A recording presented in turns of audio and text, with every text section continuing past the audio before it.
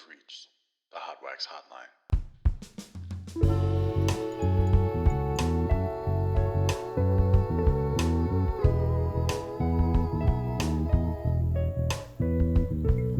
Hot Wax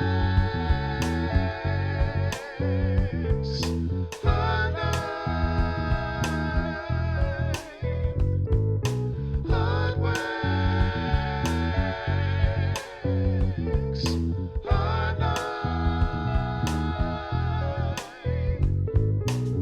Hey everyone, it's me, Colton Cox, your host. Welcome back to the Hot Wax Hotline. Very excited to be back today. It's been a little bit since our last episode, and we have expanded the team a little bit, added some nice new stuff in the background. It does work. It's not just props. But I'm very excited for the new guest today. She is a good friend of mine, and she has some great music coming out. Please welcome Marah McFadden. Hi, thank you for having me. Yes. I'm so excited. Yes, I'm very excited to have you on the show. It's nice to know somebody a little bit better than just like casual acquaintances. Yes, I feel very comfortable. I feel very at home. Well, good. Yeah. Because she's in a basement right now. We kidnapped her today, actually. I'm a bit tooken, but. You've got some music coming out, and we're going to talk about that today. We're also going to just get to know you a little bit, and we'll have a good conversation. Yeah. Hopefully. I don't know if I still have the same charisma that I used to have, if I ever had You got it. Turn on that sparkle, boo-boo. You got it. Well, I like to start the show with one of my favorite segments. I think it's actually the only official segment that we have. But I'm scared. Hard Pressed is what we're about to start. This is where I'm going to ask you a series of questions. Try to think like the first thing that comes to your mind. I'm very indecisive, so this is going to be my biggest challenge. That's okay. For you. I don't want to call him out too much, but our first guest, Sam Argis, I think has the record for the longest time of taking to respond to some of these questions. Well, challenge accepted. Love you, Sam. All right. So, number one, I'm so excited to hear the answer to this one. Who was your childhood crush, like actor, actress? Oh, weird. I guess, I don't know. I felt some type of way about Macaulay Culkin at one point. I get that. Like who hasn't, right? And I don't know, maybe a little bit of Jonathan Taylor Thomas for a hot second. Hanson, even today, Hanson, call me up. Did you 90s. ever see the Backstreet Boys, Kevin, that's the one. That's the one, Kevin. Was he the goatee one? Yeah, he was the hot one. He was the tall, dark-haired. He always struck me as the guy that was maybe a little too old to be in the group. But I don't think he's the oldest one. I think you're thinking of AJ. Yes, yeah. You're thinking of AJ, and that was not for me. No offense to all the AJ lovers out there, but Kevin. What would be the title of your autobiography? Ooh, Hot Mess Express. Definitely. Hot Mess Express. You know, just trying things out, flying by the seat of my pants, putting on a little bit of glitter along the way, seeing what happens. I like it. Yeah. Hot Mess Express. All right, all right. Okay, so this is one that I've done with every person that's come on the show, and I usually change who it is. Okay. But I'm going to give you some choices between two artists, and you have to tell me which one you prefer. Okay. Okay? You can like both of them. That's allowed. Okay. But I have to choose. you have to choose. Yeah, it can only be one. All right. So I have two written down because I wasn't sure if you would know one of the two of the first one, but Okay. Amy Winehouse or Lake Street Dive. Oh, that's so hard. Oh, that's so hard. But I guess if I'm going to have to choose one, I got to go with my girl, Amy. Yeah. I mean, I kind of thought that was going to be your answer, but I wasn't sure. I mean, I'm obsessed with Lake Street Dive, and I've seen them live, and she sounds exactly the way I she don't sounds doubt it, on her yeah. album. And she just stands there, and she's so sexy, and she grooves. Like, oh, it's so good. But I got to go with Amy. I mean, It's a good icon. answer. Yeah. R.I.P. Truly. Gone too soon. Yeah. All right. I'll ask you the other one too. Aretha or Etta James? I got to go Aretha. Okay. Just by body of work. This is true. This is true. I got to go Aretha. I mean, it's hard to beat Aretha, but like, I don't know. I feel some of your songs give me like a little bit Etta James vibes. Oh my God, I'm so honored. Thank you. So. Yeah. I got to go Aretha. My mom, huge Aretha fan, so Okay. I think I would piss her off if I said anybody other. All right. So I have two more for you. Okay. The next one is not a serious one. The last one is somewhat serious one. Okay. So if you could watch a movie or TV show for the first time again, Ooh. what would you watch? Probably Rick and Morty, because I've lived so hard in that universe for so long, and kind of like, say the lines as they're happening, like just to go back and experience that, all of that wildness and craziness for the first time. I suppose the first time really is much different than when you're numb to it. I feel. Yeah, because it really, infinite possibilities. You don't know what's This going is to happen true. on the show. So And that first season is really wild. yeah. Like they all are, but Yeah. that first one, because nobody knew what Yeah. the hell was going to happen. Yeah. So. All right. Last one. Okay. The best advice you've ever received. Slow down, you're doing fine. You can't be everything you want to be before your time. Really. Yeah. It's so easy to get caught up and kooky and crazy, but It's a good answer. I Yeah. like that one. That's solid. Solid. Okay. Well, I feel you've survived hard pressed. I feel like I did okay. I was like did really fine. scared. I was just Yes. gonna like freeze. and I not be able tried do to anything. cater the questions to you a little bit. You did good. so. Yeah, thank you. All right. So let's just get right into talking about your album. So first of all, what's the name of it? It's called Sideshow. Sideshow. Yeah. So the single is called Sideshow. I also have another track that I think I'll be releasing as single called Withdrawal. I like that one a lot. But yeah, it's called Sideshow. It's got some like old school vintage vibes kind of going on. But yeah, it's fun. Withdrawal is one of my personal Thank favorites. you. So, It's only 6 songs, so short, sweet. a solid EP. Mine It's was my 5. first. So. It's my first release, so I didn't want to give too much away right out the gate. Well, I suppose the best place to kind of understand you and your music, the lyrics and everything is just telling us about yourself a little bit. So where did you get started in music? I've always been involved in music. I come from a very, musically inclined family.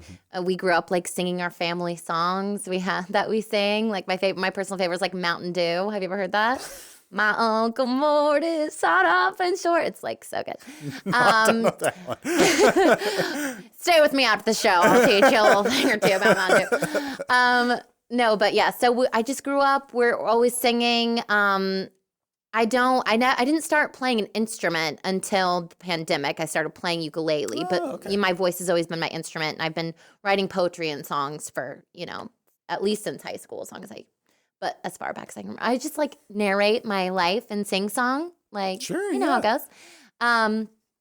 But yeah, I started in dance when I was 3, and that was really my catalyst artistically. And the great thing about like dance, because I like did all genres, is that you are listening to all genres of music. That's so true, yeah. I have a very wide eclectic taste, anything from like Fiona Apple, Regina Spektor to like Louis Armstrong, anything Barbara, anything Broadway. It's just like, yeah. I haven't heard the name Regina Spektor in quite some time. Oh my God, yeah. I listen to her all the time. She's heavy in the shuffle on my liked songs on Spotify. I kind of miss her being a more like central figure in pop culture. Yeah. That's all right. She earned her spot. Yeah. So you sang in theater and just kind of sing-song your own thing. So I do have to ask you, because I'm always curious. I played guitar long before I started singing. Okay. So for me, singing and playing an instrument's always been kind of synonymous with each other. Right.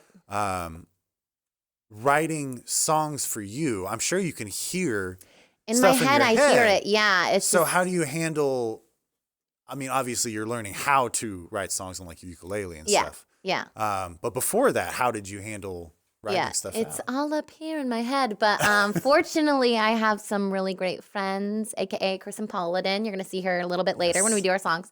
And when I was like really, because my musical renaissance, I will say, really happened like during the pandemic, because I was doing theater and burlesque, and my whole life as an artist, I was always performing other people's art. But then when there was literally nothing to do, I started making my own shit. And Yeah, and then we moved back to Kansas City, and Kirsten and I reconnected. We've been friends since 2014. And I was like, hey, I have all these songs. And so I would literally just send her like a cappella recordings of me like doing these songs with like snaps and like beats, maybe sometimes ukulele. And she'd be like, okay, well, here are the chords you're singing. And yeah, she was wild. The experience of like writing the songs was very personal. The only reason I was able to make this album was because of wonderful mentors and friends like her who helped me Isn't that express what I case? was unable to express musically. Yeah. That gives us a perfect transition into the process of recording the album. Yeah. So it was mostly you and... It was virtual. So I worked with a producer. His name is Shannon MacArthur. He's based out of Nashville. He's really, really, really talented. And his assistant contacted me and was like, we'd like to work with you. And I was like, is this for real? Am I getting got? Like, it's hard to tell. I didn't take it for a ride. But yeah, he is super talented. He's worked with Dashboard Confessional on their last few projects. He's really, really talented. And so Kirsten helped me do my deliverables. So she played keys on, I think, 5 out of the 6 songs. And then she also adds BGVs on Fever Dreams on Fire. It's background vocals for the cats who aren't hip. Industry speak. No. But yeah, she like really helped me, and then I recorded the vocals by myself in my closet. It was really special. And then, yeah, I sent it off and they put it in his, whatever DAW he uses. I think it's Logic. And Probably so. yeah, and then we met virtually and he added the rest of the instrumentation, bass, drums, guitar, all of that fun stuff. So it was really cool. Did he really get it all like...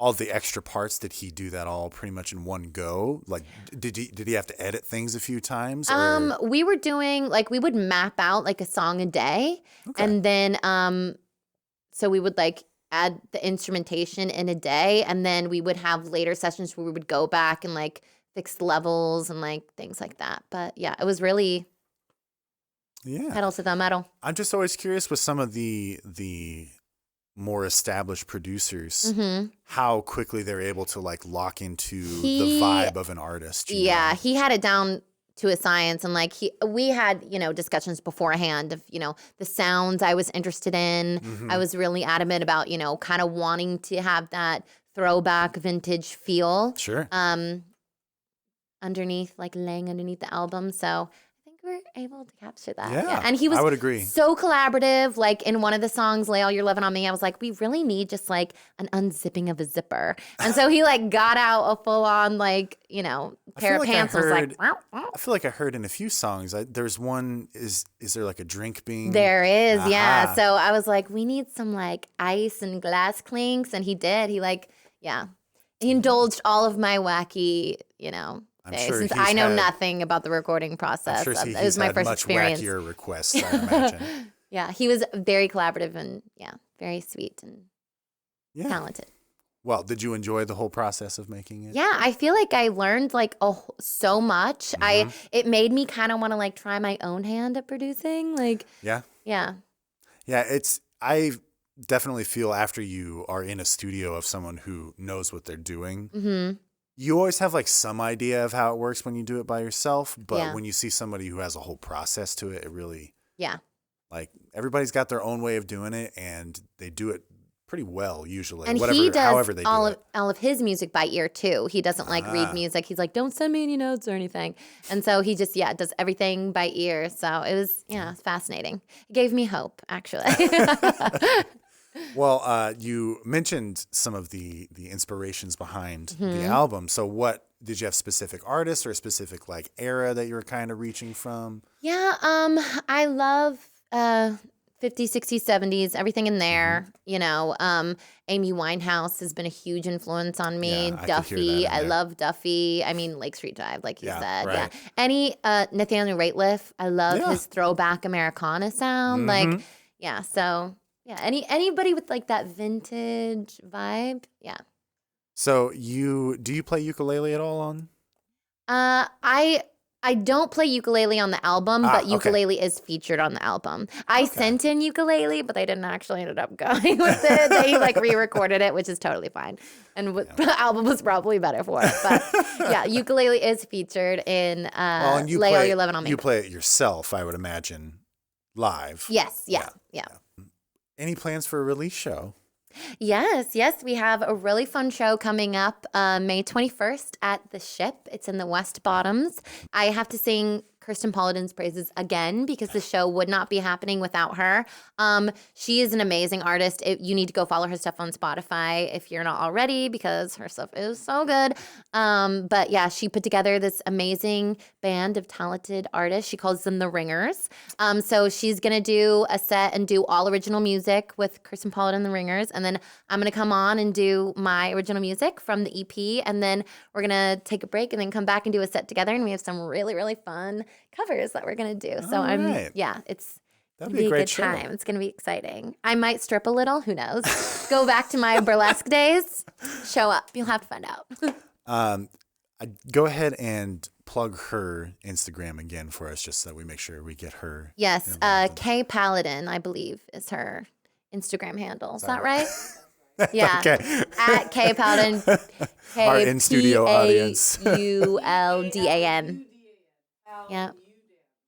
There you go. Paludan. Yeah. Well, I just want to make sure that she gets her credit because it sounds like she was a pretty integral part of She is, yeah. the album too. This thing could not have happened without Kirsten Paladin. So she's very near and dear to my heart. I'm so blessed to have her as my mentor. And I'm very excited for the show. It is not only on my birthday, it's also my 30th birthday. Oh, damn. Okay. So I was like, I wouldn't be offended if you didn't actually want to spend your birthday out, I love live music. Okay, I'll be at a show. All right. Well, I hope you come, but I'm going to have a student recital in the morning that I get a... You'll have a full musical day. Yes. You'll have no time to stop and be sad that you're 30. So I'm like 2 years past that, damn near. So there's life on the other side. Think about it too much. There's life on the other side, Colton. Don't worry. All right? It goes on. Well, do you have any other projects that you like to promote or tell us about before we close out for the day? Yeah, my twin brother and I and our friend Landon Knoll have a podcast. It's called Pop Notch Podcast. And we just wrapped our first season. We're on a little hiatus right now. But yeah, we just discuss everything pop culture and things that are streaming, things we're listening to, music, podcasts. Yeah, everything good. It's a lot of fun. You were actually a guest. Yeah, and behind the camera. Starred on the finale. Brandon was a guest. Yes, and Brandon also was on an episode. Yeah. Kind of our sister podcast to Get Into the Groove. Yeah. And I guess also kind of to Hot Wax Hotline now. But yeah, it's a great show. A lot of really fun discussions and good recommendations on shows too, I have to say. Yeah, thanks. Well, we do our due diligence when it comes to streaming. So, well, thank you so much for being here today, Marah. I was so happy. Thank you so much. I'm very much looking forward to your album release and the show and all that kind of stuff. It'll be a fun time. Yes, it will be. Thanks, everybody, for watching. We're going to have Marah play a couple songs here in just a second. I hope you enjoyed the 4th episode of Hot Wax Hotline, and we're going to have some cool artists coming up soon, working on booking more people all the time. So, good night, everybody. Thanks for watching. And now presenting Marah McFadden and her new single, Sideshow, featuring special guest Kirsten Paladin.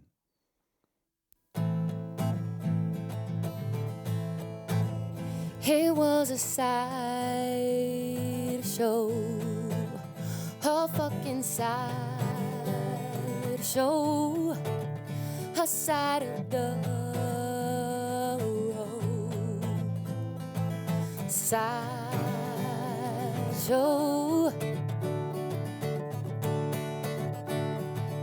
take you backstage, roll in my green room. I'm unashamed of all that we do. Howling hallelujah to the curves on my body. Never knew that word could make me feel so not there. You like don't deny it. You served it, I ate it, I did, and I hated. Kept crying on cold, but I had nothing more. What was I to do? Felt so good to be blue. You bought the ticket, but I paid the price for it. So step right up. She'll turn herself inside out for him. You liked it, you liked it, you did, don't deny it. You served it, I ate it, I did, and I hated. You liked it, you liked it, you did, don't deny it. You served it, I ate it, I did, and I hated. Sideshow, it was a sideshow. Sideshow, my little sideshow.